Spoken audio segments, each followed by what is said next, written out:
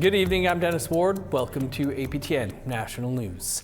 There is a lot of mixed reaction coming out after Thursday's memorandum of understanding was signed between the federal and Alberta governments. The MOU will try to fast-track a new oil pipeline from Alberta to the west coast for export. Chris Stewart has more.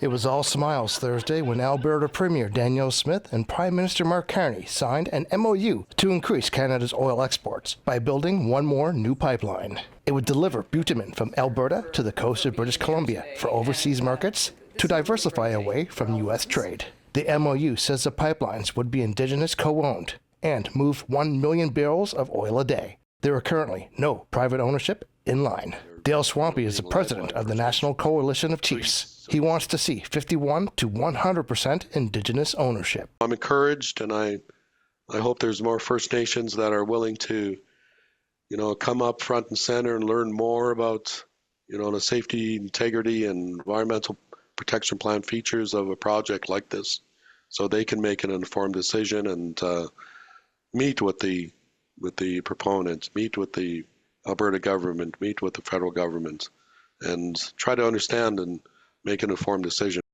Swampy would like to see the revival of the Northern Gateway pipeline that was canceled in 2016 after then Prime Minister Justin Trudeau banned oil tankers off the BC coast.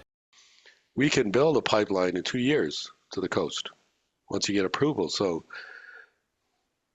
I think if you're going to look for no proponents willing to go in right now, first of all, because the tanker ban hasn't been removed. Second of all, the cost is pretty high. And third, there's no guarantee that, the government will approve it unless they have the majority of First Nations on board. And Marilyn Slett says it will stay that way. She is president of the Coastal First Nations in BC. Today's MOU does nothing to improve the chances of a North Coast pipeline ever becoming reality.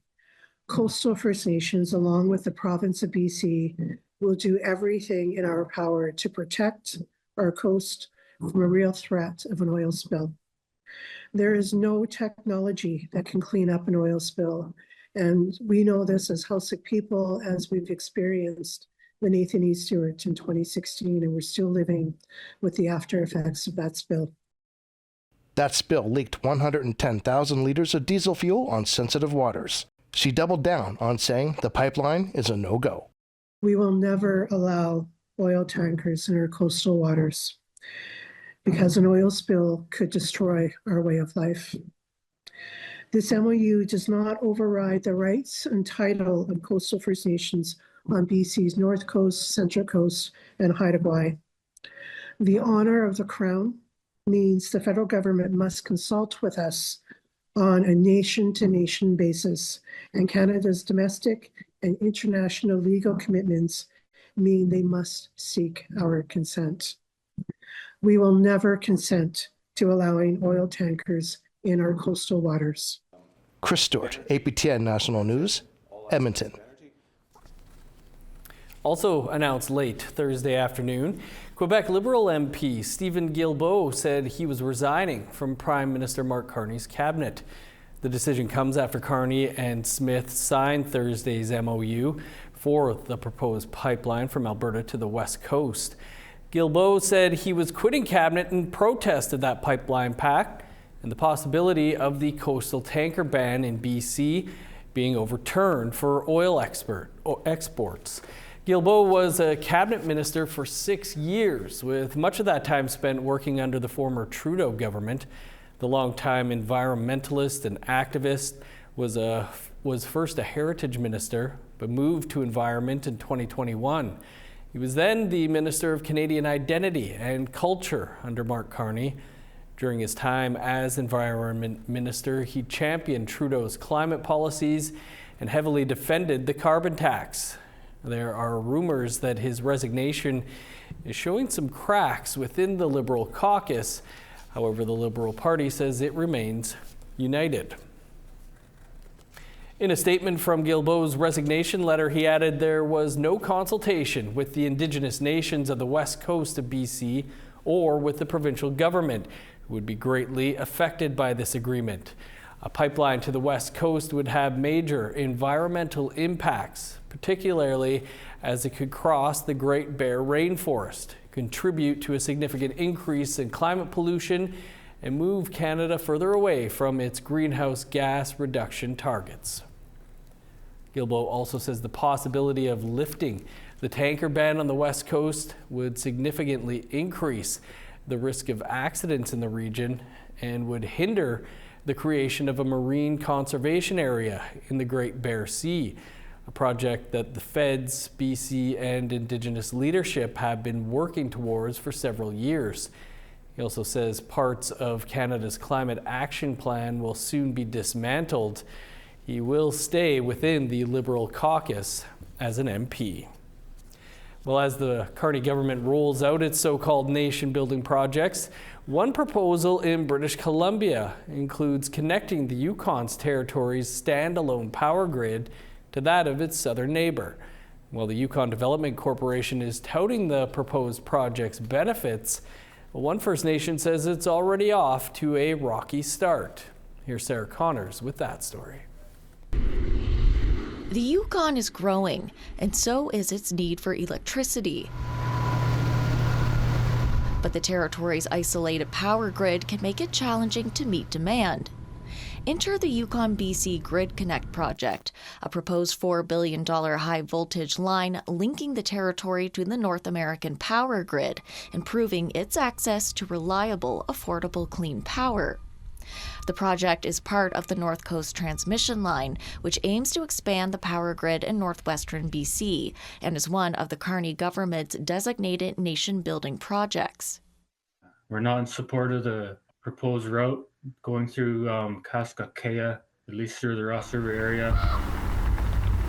But at least one First Nation in the Yukon isn't lending its support. One of the grid project's two proposed routes runs through the Ross River Dene Council's asserted territory. Its chief says the nation has concerns about its environmental impact, high cost, and how it would help power resource extraction projects. We're always concerned about impacts to our land base. He also takes issue with the Yukon Development Corporation recently claiming no First Nations opposed the project, a statement he says was made after his nation had already submitted its concerns. So we'd like to see that statement corrected for the record. To me, this is indeed a good plan. This energy expert applauds the project overall, but warns there could be some impacts. He says road access construction can cause disturbance, and in some cases, transmission lines can become wildlife corridors, making it easier for predators to access prey. In the relative scheme of things, I think that yes, transmission lines are relatively low impact. That's not to say it's zero, but that it is low. This Yukon Development Corporation lead says as the project moves ahead, Ross River will have more opportunities to have its voice heard, though she stopped short of clarifying earlier comments about its support. We have recently sent a letter out, and so we're hoping for a response and to set up more of an engagement plan with Ross River. Despite starting off on the wrong foot, Loblaw says his nation could be open to the grid project, with conditions. That would be the first step, is to correct the record and meaningfully engage with the nations. The project is still in the pre-feasibility stage, and it will likely be years before a transmission route is chosen and shovels hit the ground. Sarah Connors, APTN National News, Whitehorse. Thanks, Sarah. To other news now, and the family of a Northern Ontario man who has been missing for 3 years is once again appealing to the public for information. 65-year-old Alex Lawson was last seen in the vicinity of his Thunder Bay apartment on November 27th, 2022. Lawson's family, including his daughter Kim, gathered near the building where he was last seen. According to the family, Lawson's bank account, health card, and status card have been inactive since his disappearance. Thunder Bay police have been investigating and are joining the family in appealing for tips from the public. If you know anything regarding our dad's disappearance, please do the right thing and come forward. The $15,000 cash reward is still available. All we want is to find our dad and bring him home. Thank you. We've had tips from across the country that have come in, and we follow up with those tips through various means, through their various police services, follow up on getting video from those establishments across the country to verify that it is or is not him, and that's been ongoing. We're just asking if anybody has information, it's a dedicated open missing persons case, to come forward to the police service and our Crime Stoppers so we can follow those tips up. Lawson is described as 5 feet 6 inches tall, medium build, and was last seen wearing a black baseball cap, a dark colored jacket, and gray pants. Numerous First Nations in northwestern Ontario have declared a state of emergency. Details on that and more after the break.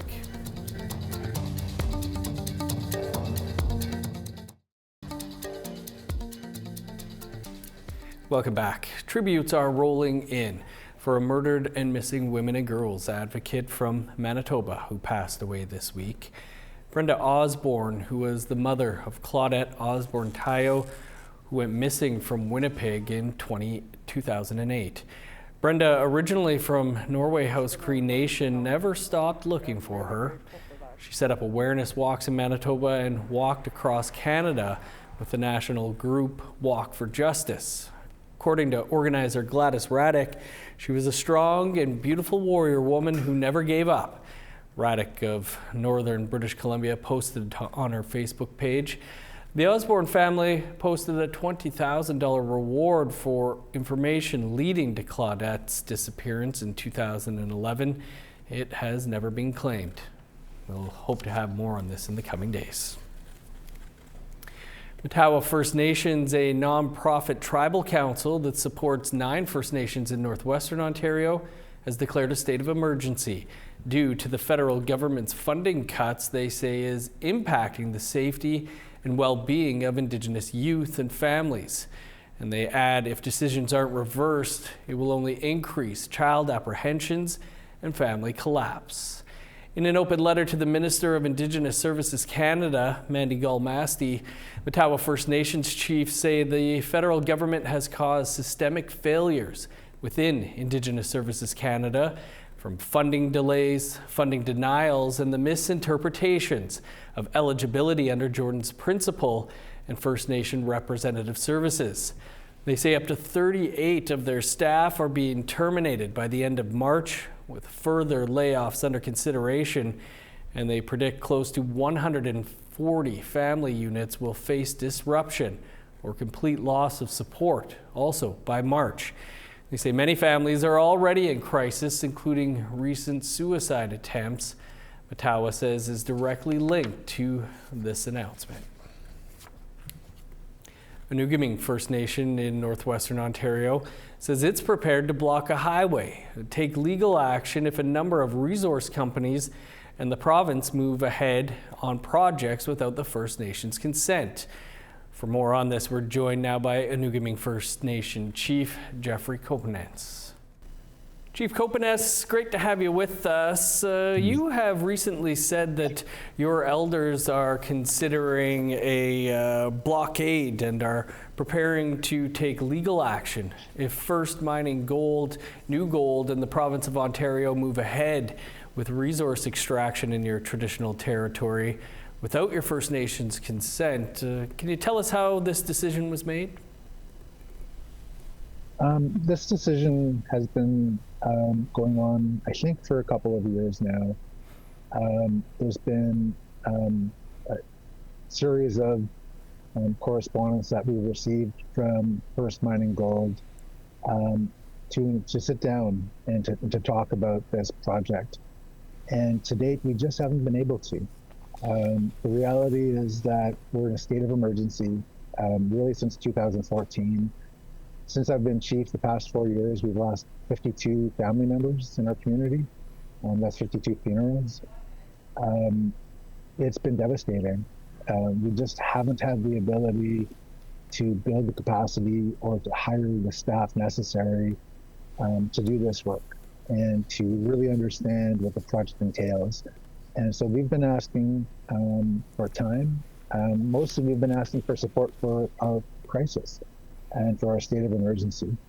And unfortunately, it hasn't gone well. We haven't received much support. We do have calls on a regular basis with Ontario and Canada to deal with our state of emergency, but we're still struggling. We're facing another funeral tomorrow, unfortunately, and I feel like things are getting worse right now. Chief Hopenes, what's at stake here environmentally for your people? Environmentally, our community is located between two bodies of water, Lake of the Woods and Crow Lake. And on the Crow Lake side is a series of interconnected spring-fed freshwater bodies of water. It's our drinking water. We derive our drinking water directly from Crow Lake, which is connected to Cameron Lake, where the proposed project is to take place. And we're concerned about the impacts. The reality is that, again, we're going through such a crisis. We haven't had really enough time to sit down and even understand the project. We're just asking for more time. And we did get a signal from the Ontario government this morning. We met with Ontario, and we did get a signal that they're prepared to hold off and continue more discussions with us.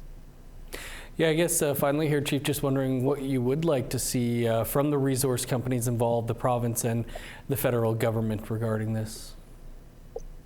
You know, maybe I'll just start by saying that I want to thank Ontario for meeting with us so quickly. We did meet this morning, and we were told that Ontario will not proceed with the permits at this time. We're still waiting to see what that means exactly. I don't know if that means they're rejecting the permits. I don't know if it means that they're just holding off the permits until more discussions are taking place. But currently, again, right now, we see it as a victory that Ontario is informing us that they're going to hold off on the permits. I also wanted to mention that late last night, we got a letter from New Gold, and New Gold stated to Onigamin that they have no interest currently in this project, that they don't have any agreements with this project. And so it seems to me that the province of Ontario is a little bit ahead of itself.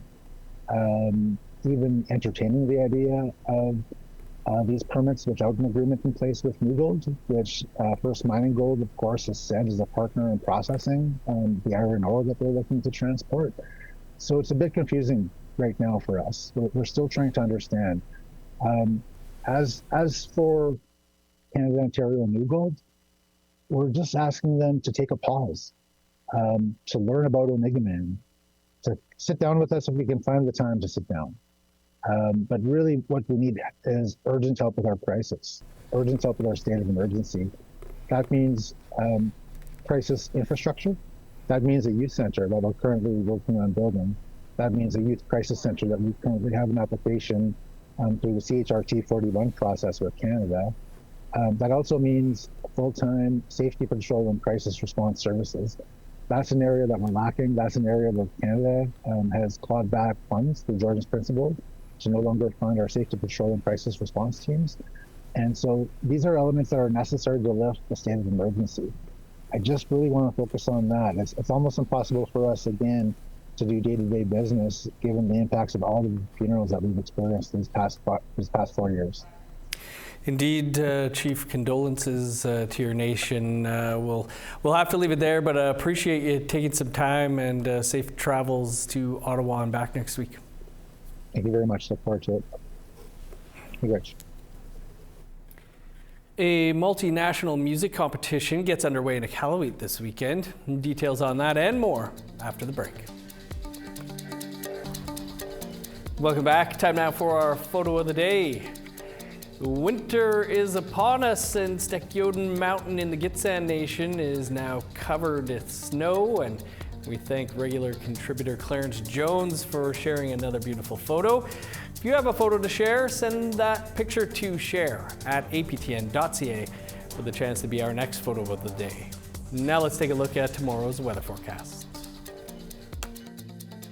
Starting on the East Coast, 0 for Fredericton, +4 for Halifax, -12 in Kuujjuaq, 0 for Nain and Cartwright, +1 for Montreal, -5 for Val-d'Or and Chibougamau, -2 for Sault Ste. Marie and Ottawa, 3 below for North Bay, -4 for Thunder Bay, 6 below for Sioux Lookout. minus 14 in Churchill, minus 12 for God's Lake, minus 5 in Winnipeg, sunny, and minus 7 for Dauphin, minus 9 for Regina, Yorkton, and Saskatoon, minus 10 for Meadow Lake and La Ronge. In northern Alberta, minus 14 for High Level and Peace River. Minus 7 in Edmonton, 8 below for Lethbridge. Plus 7 and cloudy for Vancouver and Victoria. Minus 1 with the sun out for Prince George, 9 below for Dease Lake. Minus 17 for Old Crow, 10 below for Whitehorse. Minus 19 for Yellowknife, 20 below for Norman Wells. Minus 23 in Sax Harbor, 20 below for Pawlatuck. Minus 23 for Chesterfield and Cambridge Bay. Minus 23 for Resolute and Joe Haven.